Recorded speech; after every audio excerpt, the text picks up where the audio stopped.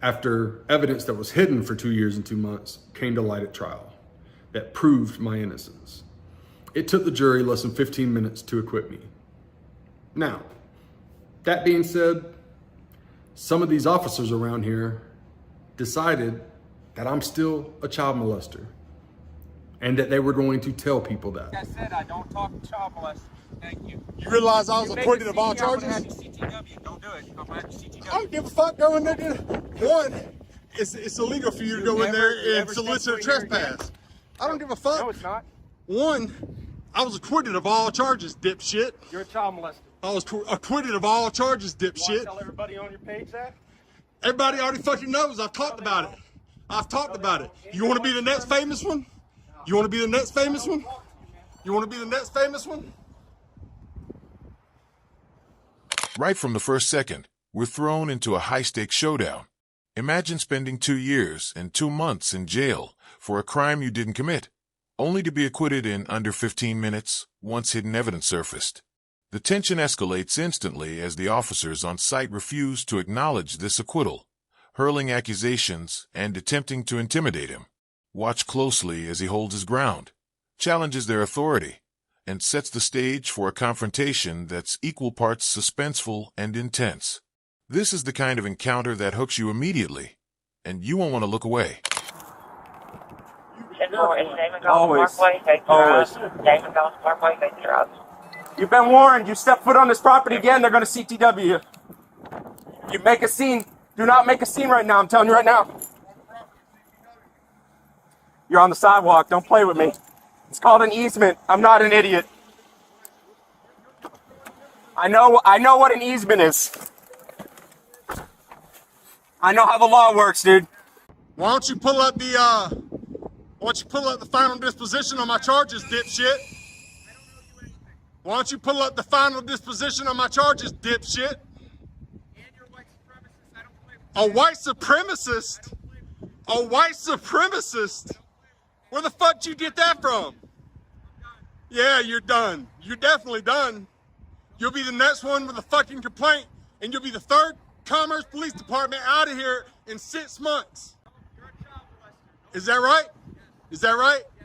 Do you know anything about the case? Did you? Yeah, they charged me for no reason, dipshit. That's why I don't. Is there a red dot on my house? Is there a red dot on my house, dipshit? Yeah, you're talking, dipshit. You're talking, dipshit. I'm going to tell you right now, if you curse and there's a... The verbal sparring heats up. The subject demands answers, referencing his acquittal and legal rights, while the officers try to assert control, issuing threats and warnings. Every word adds pressure. Every gesture amplifies the suspense. This is the point where the audience can feel the tension rise, caught between the subject's composure and the officer's attempts to intimidate. You can almost hear the silence that could explode at any moment. The stakes are climbing. Juvenile out here, I'm taking you to jail. Don't do it. Don't do it. That's disorderly conduct. Yes, it is. Yes, it is. 100%. 100%. 100%. We're all adults out here, unfortunately. It's not slander. Try.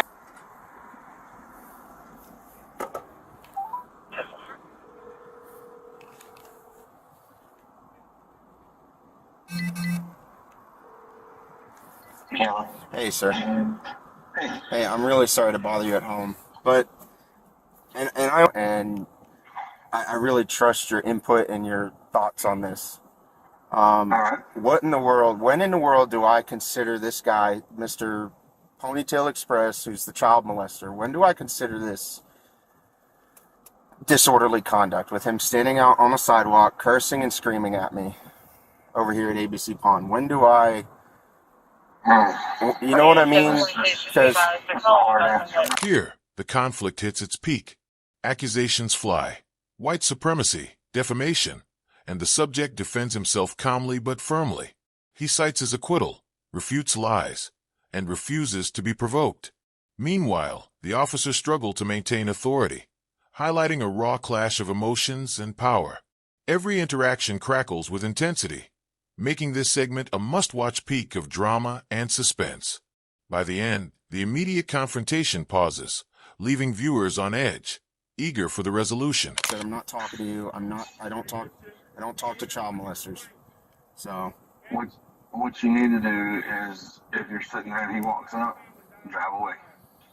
yeah, I know. I'm just it, and I try, and that, you know, that crossed my mind. I just, at the same time, I shouldn't have to worry about where I'm sitting.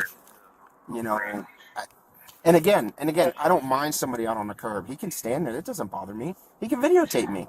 He can wave at me. He can tell people to slow down. That doesn't bother me. It's the cursing. Where do I draw the line at the yelling and cursing?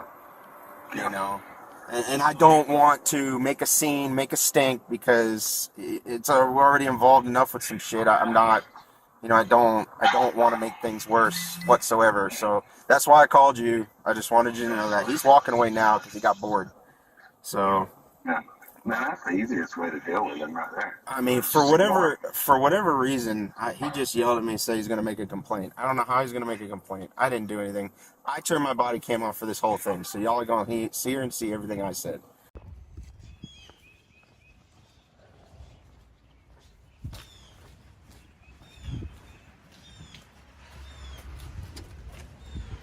Morning. Morning. Sorry about that. No worries. How you If I'd doing? known it was you, I'd have stopped my Yes, sir. How you doing? I'm all right. So, have you had a chance to look at the body cam? I have. Um, It doesn't look good. It doesn't We're look doing good. an investigation. So, can you tell me if he went in there and said the same thing to them? Did he go in there and call me a child molester to them? The video looks horrible, Okay. and we're doing an investigation. Go ahead and actually fill out the I got the forms. I'm going to fill those Get out. them back to me, but like I said, I'm not waiting until I get the forms to start the investigation. That's already started. Yes, sir. Here's my issue, and I want you and everybody else that sees this to know. I'm not anti-police. I'm not anti-cop. Bad policing landed me in jail for 2.5 years facing a life sentence for a crime I didn't commit. And bad policing also hid evidence of that crime until the trial. That's what got me acquitted after 15 minutes of jury deliberations. I'm not anti-police. I'm anti-bad policing. And I'm anti-guys that can't control their emotions. If you can't control your emotions, you shouldn't be out here. And they just went through training last year over the Emerson incident. And obviously it didn't stick for at least him. You know what I mean? A couple other officers, great job ignoring me. Perfect job ignoring me. That's what they're supposed to do. But, you know, we definitely have an issue with this one. So We're going to do the investigation, see if policy violations, whatever, occurred, and then we'll go from there. But you know, if he said that inside the ABC pawn shop, said that to them, that's a whole different bag of issues. Yes, sir. That's defamation and slander. So, I understand. yeah, I appreciate you getting on it, and I'll go ahead and get those put out. I might turn it back in this afternoon just so you have everything at your disposal, and you know, we'll talk about it when we talk about it. Okay. Thank you, sir. Yes, sir. Have a good day. You have a good one. The tension finally begins to resolve. The subject reports the incident to trusted authorities.